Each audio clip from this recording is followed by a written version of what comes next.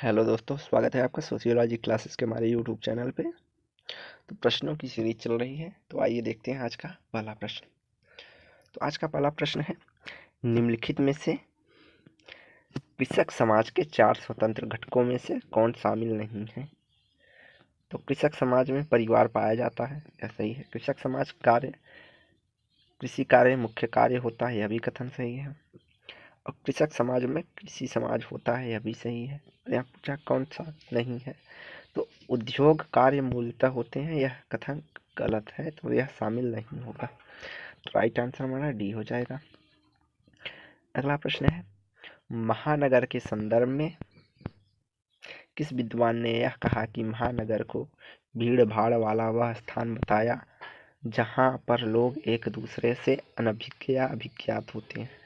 तो पार्क और McKenzie, burner, उम्बार्ट, burgle, Lewis वाट। तो इसका राइट आंसर हो जाएगा वर्नर उम्बार्ट ने यह बताया है कि महानगर ऐसा स्थान होता है जहाँ भीड़ भाड़ वाला स्थान होता है और जहाँ के लोग एक दूसरे से परिचित नहीं होते हैं। अगला, निम्नलिखित में से किस घटक को आर्थिक क्रियाओं में शामिल नहीं किया जा सकता और उसकी पहचान कीजिए। तो यहाँ जो प्रश्न है थोड़ा गलत दे दिया है, यहाँ होना चाहिए था किन घटकों को आर्थिक क्रियाओं में शामिल किया जा सकता है, तो यहाँ पे नहीं नहीं रहेगा। तो वस्तुओं और सेवाओं का उत्पादन, वस्तुओं का विक्रय और विनिमय और लाभ अर्जन, ये सभी प्रकार की क्रियाएं क्या हैं, आर्थिक क्रियाएं हैं। अगला, राजनीतिक संस्थाओं में राज्य सबसे महत्वपूर्ण इकाई होती है जिसकी विशेषताओं को निम्न में से कौन से घटक शामिल होते हैं। तो राजनीतिक संस्थाओं में एक निश्चित भूभाग पाया जाता है, निश्चित जनसंख्या होती है, एक सरकार होती है और सभी होते हैं। तो राजनीतिक संस्थाएं होती हैं जो कि एक निश्चित भूभाग पर राज करती हैं और निश्चित उनकी जनसंख्या होती है और एक सरकार होता है, अर्थात ये सभी उसके घटक हैं। तो ऑप्शन डी सही हो जाएगा। अगला होगा, डेविड ओसवर्ड और टेड गैबलर द्वारा वर्गीकृत सुशासन के आधारों में निम्नलिखित में से कौन सा शामिल नहीं है। सेवा प्रायोजित सरकार, उद्यमी सरकार, गैर प्रतिस्पर्धी सरकार, बाजारोन्मुख सरकार। तो इसका राइट आंसर सी हो जाएगा कि गैर प्रतिस्पर्धी सरकार की चर्चा ओसबर्न और गैबलर नहीं करते हैं। अगला है, कथन जजमानी प्रथा के अंतर्गत प्रत्येक जाति का कोई निश्चित कार्य पीढ़ी दर पीढ़ी चलता रहता है, सही है। कारण है, इनमें एक जाति दूसरे जाति की आवश्यकताओं की पूर्ति करती है, यह भी सही है। तो इसका राइट आंसर ए हो जाएगा और सही व्याख्या भी है। अगला है, निम्नलिखित कथनों पर विचार कीजिए। तो हिंसा एक व्यापक संकल्पना घटनाओं को विस्तृत श्रृंखला के सामने में लाती है, यह कथन सही है कि हिंसा के होने का कई कारण हो सकते हैं, उससे कई जुड़ी कड़ियाँ होती हैं। अगला है,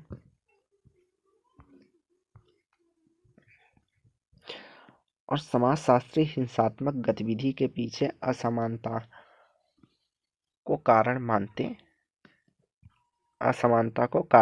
हैं, यह भी कथन सही है।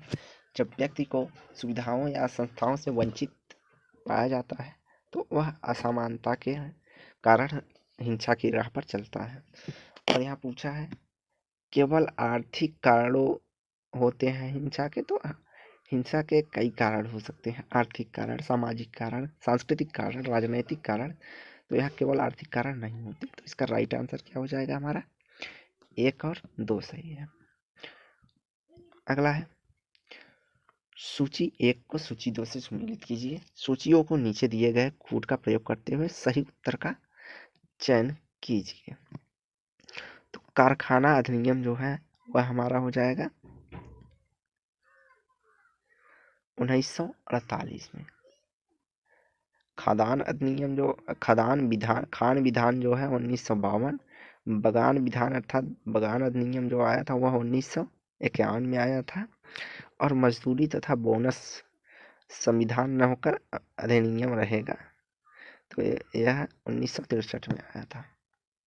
तो इसका राइट आंसर जो हो जाएगा वो हो जाएगा डी।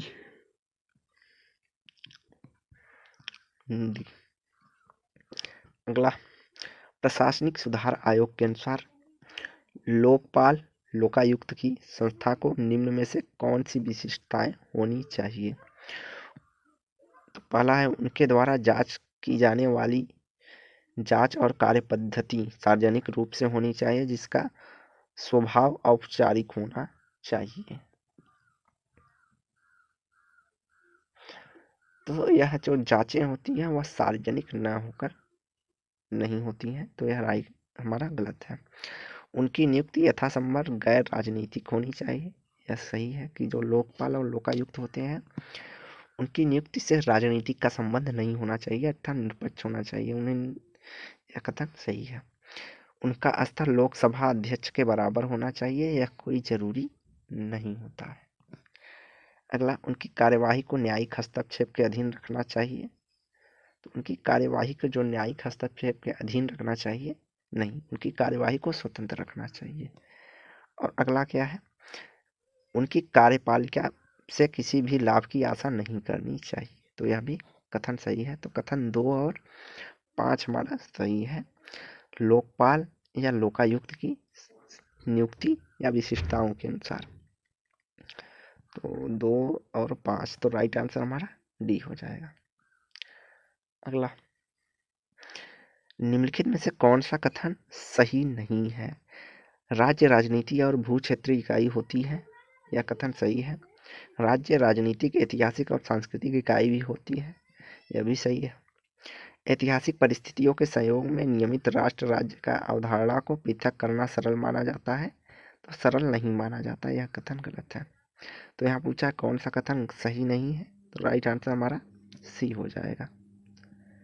अगला है, राज्य वह राष्ट्र राज्य वह राज्य होता है जो राज्य के राजनैतिक सत्ता को उसकी संस्कृति मिलती है।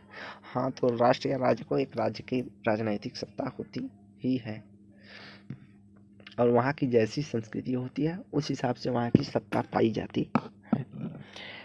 अगला, निम्नलिखित में से किस राजनीतिक व्यवस्था में सरकार जनता की मांगों को पूर्ण करने में सक्षम होती है? संकीर्ण राजनीतिक संस्कृति, प्रभावी राजनीतिक संस्कृति, सहभागी राजनीतिक संस्कृति या अधीनस्थ राजनीतिक संस्कृति। तो इसका राइट आंसर हो जाएगा कि राजनीतिक व्यवस्था में सरकार जनता की मांगों को पूर्ण करने में प्रभावी राजनीति संस्कृति के रूप में चयनित की जाती है। अगला, संप्रभु राज्यों में औपचारिक समूह किसकी संज्ञा दी गई है जिसका गठन उद्देश्यों की प्राप्ति को ध्यान में रखकर किया गया हो? अंतर्राष्ट्रीय विकास परिषद, अंतर्राष्ट्रीय विकास सुरक्षा परिषद, अंतर्राष्ट्रीय विकास संगठन या विश्व व्यापार संगठन। तो इसका राइट आंसर हो जाएगा सी, संप्रभु राज्यों की औपचारिक समूह। यहाँ राज्यों से तात्पर्य देशों से है, को किसकी संज्ञा दी गई है? तो जिसका गठन उद्देश्य प्राप्त करने के लिए किया गया है, तो यह अंतर्राष्ट्रीय विकास संगठन होगा। अगला है, भारतीय संविधान के अनुसार स्वास्थ्य सेवा प्रदान करने की जिम्मेदारी किसकी है? केंद्र सरकार की, राज्य सरकार की, दोनों की या स्थानीय सरकार की? तो इसका राइट आंसर सी हो जाएगा, केंद्र और राज्य सरकार की दोनों की होती है। यह समवर्ती सूची में शामिल होता है, शिक्षा और स्वास्थ्य, शिक्षा एवं स्वास्थ्य। अगला, भारत में सामाजिक आंदोलन नामक पुस्तक निम्न में से किसके द्वारा संकलित या लिखी गई है? M.S.A. राव, अन्नादुराई, रामचंद्रन रामास्वामी। तो भारत में सामाजिक आंदोलन M.S.A. राव की प्रमुख पुस्तक है।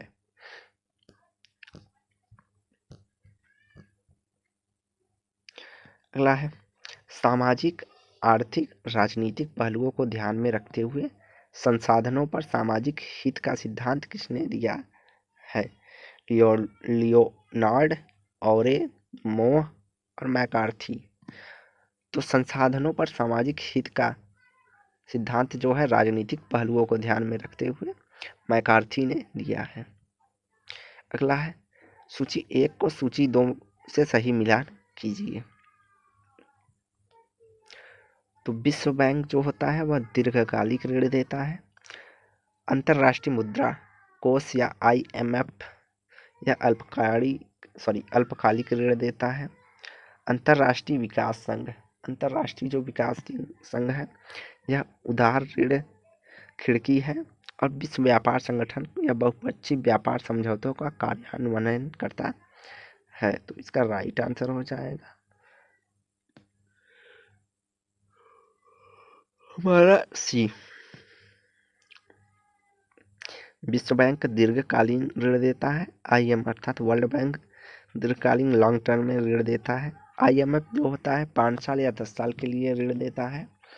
मूलतः 5 ही साल के लिए देता है। अगर संकट ना हो उस देश पे, अगर संकट आ जाती है जैसे कि श्रीलंका पे आया, तो उस ऋण को वह आगे बढ़ा देता है कि वह 10 साल में चुकाए। और वहीं अंतर्राष्ट्रीय जो विकास संघ है यह उदार ऋण होता है। उदार ऋण का यह मतलब होता है कि जब किसी कोई देश संकटा अवस्था में होता है तो उसे कुछ लोन देता है वित्तीय सहायता के रूप में। और विश्व व्यापार संगठन में बहुपक्षीय व्यापार समझौते होते हैं जिसमें देश अपने व्यापार करने के लिए कुछ समझौतों के तहत बंधे होते हैं। अगला, गैर सरकारी संगठनों के मौलिक अंग कौन कौन से हैं? तो गैर सरकारी संगठन के मौलिक अंगों में साधारण सभा, प्रबंधन कार्यकारी समिति, पदाधिकारी, वैधानिक परामर्शदाता, क्रय समिति अर्थात यह सभी शामिल होते हैं। गैर सरकारी संगठन से तात्पर्य है NGO से। अगला है, मानवीय यौन व्यवहार मुख्यतः निर्मित होता है अनुकरण एवं सामाजिक अंतःक्रिया से, अधिगम एवं सांस्कृतिक अनुभव से, शिक्षा देने तथा मनोवैज्ञानिक बोध से, अनुनयन या सांस्कृतिक अभ्यास से। तो इसका राइट आंसर ये हो जाएगा अनुकरण एवं सामाजिक अंतःक्रिया से होता है, जो मानव में यौन व्यवहार मुख्यतः निर्मित अर्थात प्रकट होता है। अगला है, दबाव समूह लोकतंत्र के लिए खतरा पैदा कर सकते हैं। यह कथन तो सही है। कारण है दबाव समूह मतदाताओं को नियंत्रण में होता है, तो यह कथन गलत है। दबाव समूह मतदाताओं के नियंत्रण में न रहकर किसी राजनीतिक पार्टी या अन्य के नियंत्रण में रहता है, तो इसलिए राइट आंसर जो हो जाएगा हमारा सी हो जाएगा। ये सही है, आर गलत है। अगला है, निम्नलिखित में से कौन सा कथन सही है? सामाजिक अर्थव्यवस्था में व्यक्ति हित नहीं बल्कि सामाजिक हित की प्रधानता दी जाती है, सही है।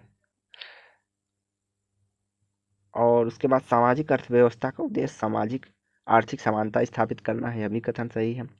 आर्थिक नियोजन समाजवादी अर्थव्यवस्था के अभिन्न अंग होते हैं, यह भी कथन सही है। तो यहाँ राइट आंसर डी हो जाएगा, उपरोक्त सभी कथन सही है। अगला है, किस दशक में महामंदी बाजार पद्धति की विफलता को प्रदर्शित किया है? तो इसका राइट आंसर बी हो जाएगा 1917। अगला है, किन्स का सिद्धांत किससे संबंधित है? बाजार व्यवस्था से, राज्य के हस्तक्षेप से, दोनों से या कोई नहीं? तो इसका राइट आंसर हो जाएगा बी, राज्य के हस्तक्षेप से किन्स का सिद्धांत संबंधित है। अगला है, वैश्विक बाजार के लक्षणों की चर्चा की गई है। तो वैश्विक बाजार के 4 लक्षणों की चर्चा की गई है। अगला है, किसके अभाव में सामान्य जीवन संभव नहीं है? व्यय, निवेश, उपभोग, उत्पादन। तो बिना उपभोग किए सामान्य जीवन संभव नहीं है, तो राइट आंसर सी हो जाएगा। अगला है, वर्तमान में सामाजिक संबंधों का आधार है विश्वास, मूल्य, समाज या संचार के साधन। तो वर्तमान में जो है आजकल जो सामाजिक संबंध बन रहे हैं वह संचार के साधन में प्रमुख भूमिका निभा रहे हैं। अगला है, किस अर्थशास्त्री ने एक ऐसा सिद्धांत प्रस्तुत किया है जिसे वास्तव में प्रायोगिक माना जाता है और इसका मॉडल बेरोजगारी, स्फीति के दीर्घकालिक कारणों तथा तत्वों की व्याख्या करता है? अमर्त्य सेन, महबूब उल हक, हेराल्ड या टोडोरो? तो इसका राइट आंसर जो हो जाएगा हेराल्ड हो जाएंगे कि इनका मॉडल जो है बेरोजगारी, स्फीति के दीर्घकालिक कारणों की व्याख्या करता है। अगला, हेराल्ड एवं डोमर ने विकास की प्रक्रिया के प्रभावी उपभोग को अत्यंत महत्वपूर्ण माना है, और वहीं हेराल्ड और डोमर ने निवेश के माध्यम से अर्थव्यवस्था के विकास की कल्पना की है। तो यहाँ जो दोनों कथन है वह सही है। अगला, सूची 1 को सूची 2 के साथ सुमेलित कीजिए। नीचे दिए गए कूटों से सही उत्तर का चयन कीजिए। तो एम.एन. श्रीनिवास जो जुड़े हुए हैं संस्कृतिकरण से। प्रोफेसर मर्फी का संबंध पर्यटन के आपूर्ति मांग के रूप में चर्चा से संबंधित है, या प्रोफेसर स्मिथ पर्यटन स्थल के बुनियादी ढांचों की चर्चा करते हैं, और प्रोफेसर चॉय जो है पर्यटन के बुनियादी दृष्टिकोण से जुड़े हुए हैं। तो इसका राइट आंसर जो हो जाएगा ए हो जाएगा हमारा। अगला, निम्नलिखित में से कौन सा कथन सही है? मानव विज्ञानी जूलियट स्टीवर्ट ने सांस्कृतिक पारिस्थितिक शब्द का विकास किया है। सही है। स्टीवर्ट ने मानव के अनुकूलन को मानव का ऐतिहासिक विरासत बताया। यह भी कथन सही है। 20वीं शताब्दी के मध्य स्टीवर्ट की अवधारणा मानव वैज्ञानिक और पुरातत्वविदों के मध्य व्यापक हुई। यह भी कथन सही है। तो इसका राइट आंसर डी हो जाएगा। उपरोक्त सभी कथन सही है। आज का आखिरी प्रश्न है कि भारतीय समाज सामाजिक संबंधों का ताना बाना है, और कारण दिया है सामाजिक संबंध अमूर्त होते हैं। तो इसका राइट आंसर जो हो जाएगा बी होगा कि भारतीय समाज सामाजिक संबंधों का ताना बाना है। यह भी कथन सही है। और सामाजिक संबंध अमूर्त होते हैं, यह भी कथन सही है, लेकिन एक दूसरे की व्याख्या नहीं करते हैं। तो आज की वीडियो यहीं समाप्त करते हैं। वीडियो को लाइक एंड शेयर करें, चैनल को सब्सक्राइब करें, और डेली क्विज के लिए आप हमारे टेलीग्राम चैनल पर जुड़ सकते हैं, जहां पर 150 से अधिक क्वेश्चन को डेली कराया जाता है प्रैक्टिस के रूप में। तो वीडियो को देखने के लिए धन्यवाद। चैनल को सब्सक्राइब जरूर करें और बेल आइकन बजाएं।